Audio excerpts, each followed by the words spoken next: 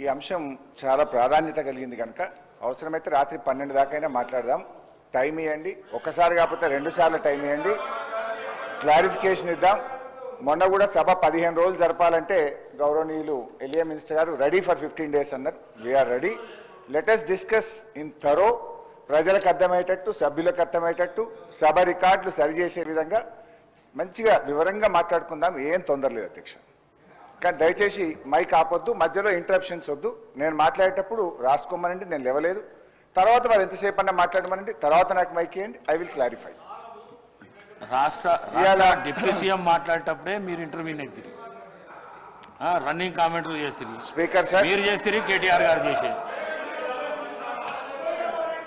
Speaker sir, ఈ కాంగ్రెస్ ప్రభుత్వ తీరు ఎట్లా ఉందంటే, అబద్ధాలు చెప్పు, అవే చెప్పు, పదే పదే చెప్పు, మళ్ళీ మళ్ళీ చెప్పు, దబాయించి చెప్పు, బెదిరించేలా చెప్పు, పెద్ద గొంతుతో చెప్పు, ఎదుటి వారి గొంతి నొక్కి చెప్పు, ఎన్ని విధాలైనా చెప్పు, కానీ అబద్ధమే చెప్పు, ఎట్టి పరిస్థితుల్లో నిజం చెప్పకు అన్నట్టుంది కాంగ్రెస్ ప్రభుత్వ తీరు. అధికారంలో రాకముందు ప్రతిపక్షంలో అదే తీరు, ప్రభుత్వంలో కూడా అదే తీరు ఈ కాంగ్రెస్ తీరు. బహుశా ఇంకో 4 ఏళ్ళు కూడా అదే తీరు కొనసాగిస్తారని కూడా మాకు అర్థమవుతా ఉంది. కానీ మా గొంతు నొక్కినా నిజమే చెప్తాం. మేము చెప్పేవన్నీ నిజాలు, అర్ధరాత్రి నిద్రలో అడిగినా నిజమే చెప్తామని చెప్తూ నా ఉపన్యాసాన్ని ప్రారంభిస్తా ఉన్నాను. అధ్యక్ష, సింపుల్.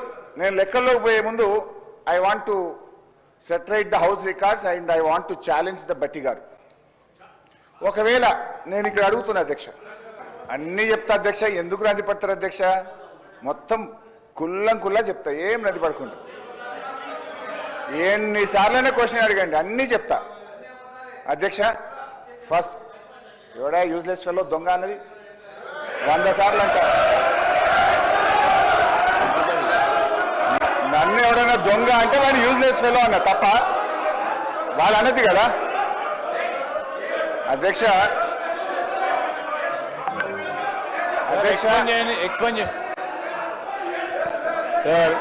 మినిస్టర్ గారు, గౌరవనీయులు హరీష్ రావు గారు వారు మాట్లాడింది, వారు మైక్లో మాట్లాడలేదు సార్, ఎవరికి కూడా వినపడలేదు. వారు మాట్లాడింది మైక్లో వినపడదు. దాన్ని వారు తిరిగి వాపసు అన్న తీసుకురావాలి, ఎక్స్ప్లెయిన్ చేయండి సార్.